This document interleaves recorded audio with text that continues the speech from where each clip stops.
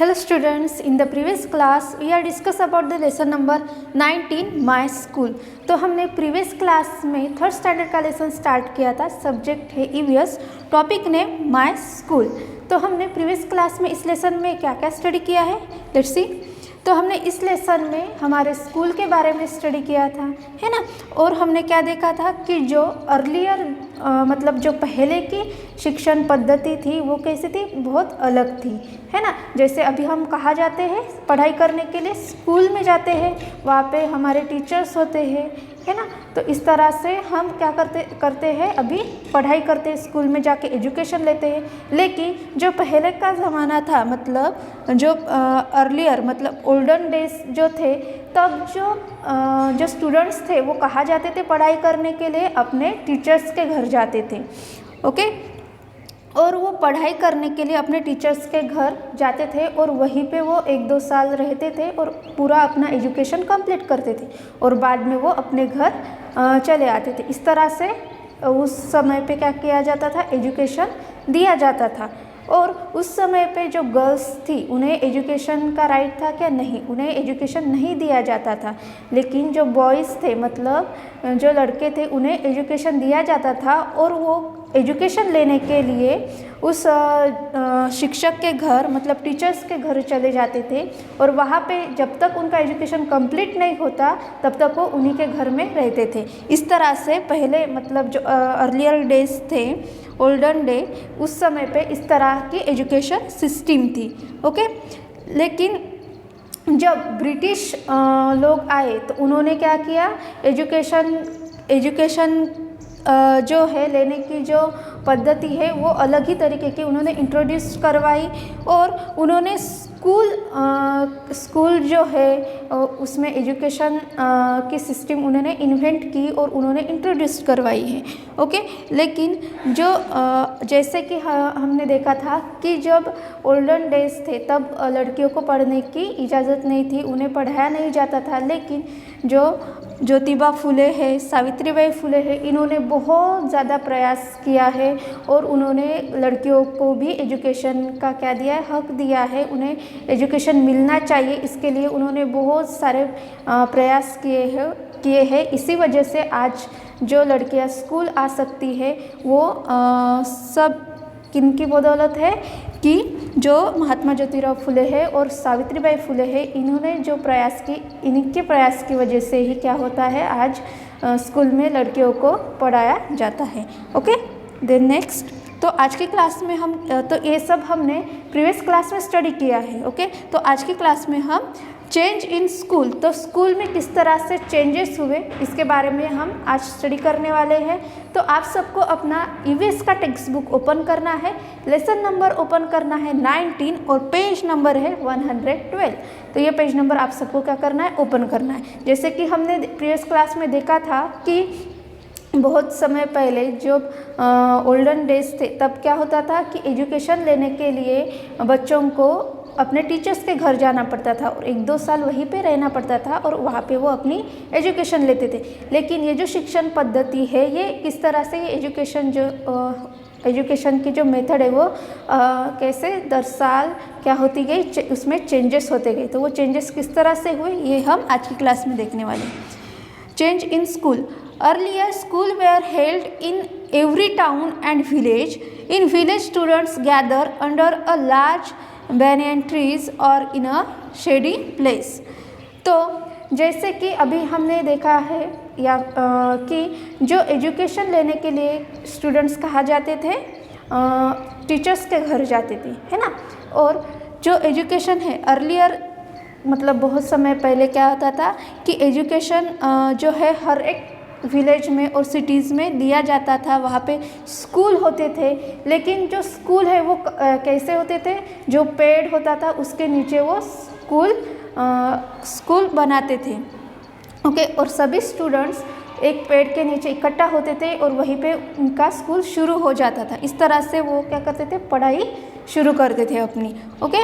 और जैसे कि विलेज है, विलेज में सब लोग एक जगह पे, जैसे कि बैनियन ट्री है, इस ऐसी जगह पे जहाँ पे एक बहुत बड़ी ट्री है, वहाँ पे वो इकट्ठा होते थे और वहाँ पे वो अपनी पढ़ाई शुरू करते थे और ऐसी प्लेस वो ढूंढते थे जहाँ पे उन्हें छाँव मिले। Okay. Were one teacher taught students of different ages. तो एक ही टीचर्स, उस समय पे क्या होता था, एक ही टीचर्स होता था और वो एक ही टीचर क्या करता था, हर एक सब्जेक्ट पढ़ाता था और हर एक एज के स्टूडेंट्स को एक साथ ही वो क्या करते थे, पढ़ाते थे। मतलब जैसे कि आज हम देखते हैं कि हर एक एज के स्टूडेंट्स अलग अलग क्लास में होते हैं, है ना, और हर एक क्लास के लिए अलग अलग टीचर्स होते हैं, अलग अलग सब्जेक्ट के लिए अलग अलग टीचर्स होते हैं। लेकिन उस समय पे क्या होता था कि जो टीचर्स होते थे वो एक ही होते थे और वो हर एक एज के स्टूडेंट्स को एक ही क्लास में बिठाकर उन्हें हर एक सब्जेक्ट क्या करते थे, पढ़ाया करते थे। Okay. Then they were taught reading, writing and simple arithmetic. तो वो उस समय पे क्या पढ़ाया करते थे उस क्लास में, वो उस क्लास में रीडिंग मतलब कैसे रीड करना है वो सब चीज़ें वो पढ़ाते थे, राइटिंग कैसे करनी है और जो अंकगणित है उसके बारे में वो उस समय पे उन स्टूडेंट को क्या करते थे, पढ़ाते थे, जो टीचर थे वहाँ पे वो। Okay. Then when the British come to India they introduce the modern school system.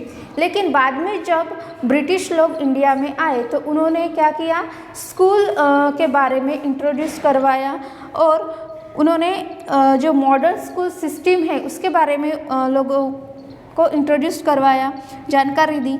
Okay.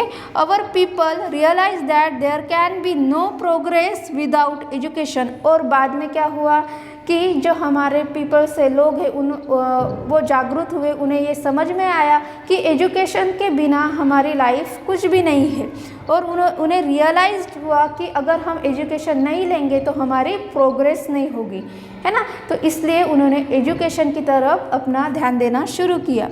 Then people began to come forward to send their children to school. और फिर लोग सामने आते गए अपने बच्चों को पढ़ाने के लिए, उन्होंने स्कूल में डालना उन्हें शुरू किया। Then this is how the present day school were found. इस तरह से आज की जो स्कूल सिस्टम है ये क्या हुई, तैयार हुई है। ओके।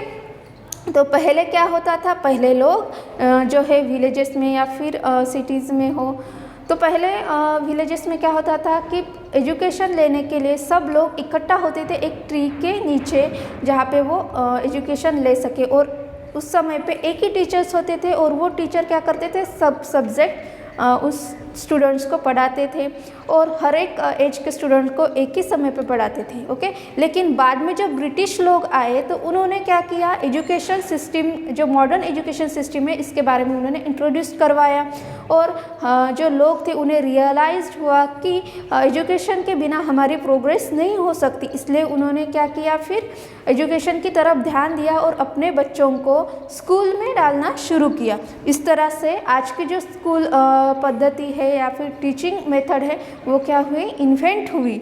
और आज जैसे कि हम कहाँ आते पढ़ाई करने के लिए, एजुकेशन के लिए स्कूल में आते हैं और अभी हमारे स्कूल में क्या होता है, हर एक सब्जेक्ट के लिए अलग टीचर्स होते हैं, हर एक एज के बच्चे अलग अलग क्लास में बैठते हैं। इस तरह से हमारे स्कूल में चेंजेस होते गए।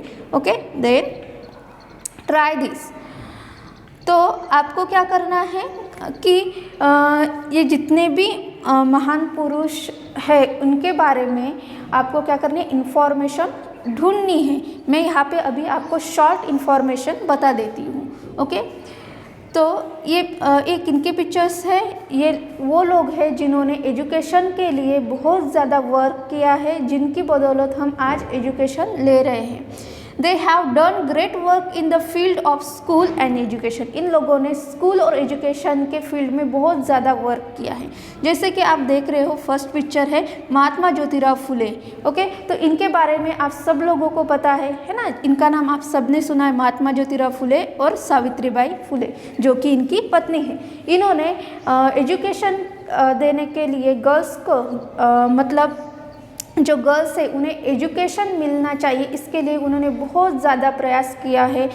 जो महात्मा फुले है इनकी बदौलत ही आज गर्ल्स जो है वो स्कूल जाकर एजुकेशन ले रही है।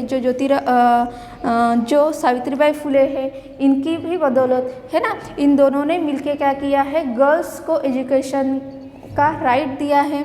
और जो महात्मा ज्योतिराव फुले है इन्होंने पहले क्या किया, अपनी वाइफ जो है सावित्रीबाई फुले इनको एजुकेशन दिया, उनको पढ़ाया और बाद में इन्होंने गर्ल्स को एजुकेशन दिया। और इन्होंने ही क्या किया है कि गर्ल्स को एजुकेशन मिलना चाहिए, इसके लिए बहुत ज़्यादा संघर्ष किया, जिसके बदौलत क्या हुआ है, आज हम स्कूल आ सकते हैं और पढ़ाई कर सकते हैं। ओके, तो इनका बहुत बड़ा हाथ है हमारे जो गर्ल्स है उन्हें एजुकेशन जो अभी मिल रहा है उसमें। ओके, देन इन्होंने ही क्या किया है, पहला जो स्कूल है गर्ल्स के लिए ओपन किया था। नेक्स्ट पिक्चर है महाराजा सयाजीराव गायकवाड़। तो महाराजा सयाजीराव गायकवाड़ इन्होंने भी एजुकेशन के लिए बहुत ज़्यादा वर्क किया है। इन्होंने क्या किया है, बहुत सारे स्कूल ओपन किए हैं कि गर्ल्स को एजुकेशन मिले और बॉयज़ को भी मिले, इसलिए। देन राजश्री शाहू महाराज।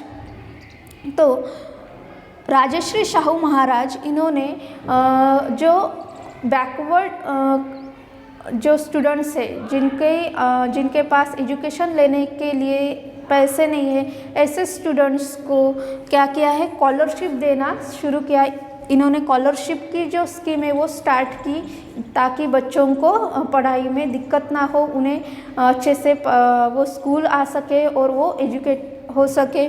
और इन्होंने जो है स्कॉलरशिप देना स्टार्ट किया है स्कूल में। और जब स्कॉलरशिप देने के लिए पैसे होने चाहिए, इसलिए उन्होंने जो डॉक्टर्स या फिर जो बहुत ज़्यादा जिनका इनकम है उनसे उन्होंने टैक्स लेना शुरू किया। और जो गरीब बच्चे हैं उनको क्या दिया है, जो शिष्यवृत्ति जिसे हम बोलते हैं वो देना शुरू किया। और बच्चों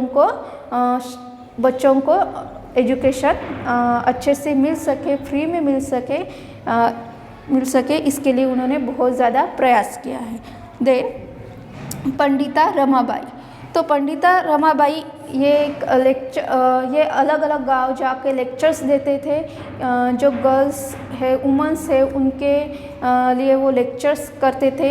और इन्होंने हर एक जगह पे वो ट्रैवल करते थे और उन्हें ये ध्यान में आया कि जो लोग एजुकेशन तो मिल रहा है सब लोगों को, लेकिन उन्हें रहने के लिए जगह होनी चाहिए। इसलिए उन्होंने आश्रम शाला शुरू की, जहाँ की बच्चे एक ही जगह पे रहे और वहीं पे रहकर वो अपना एजुकेशन कंप्लीट करें।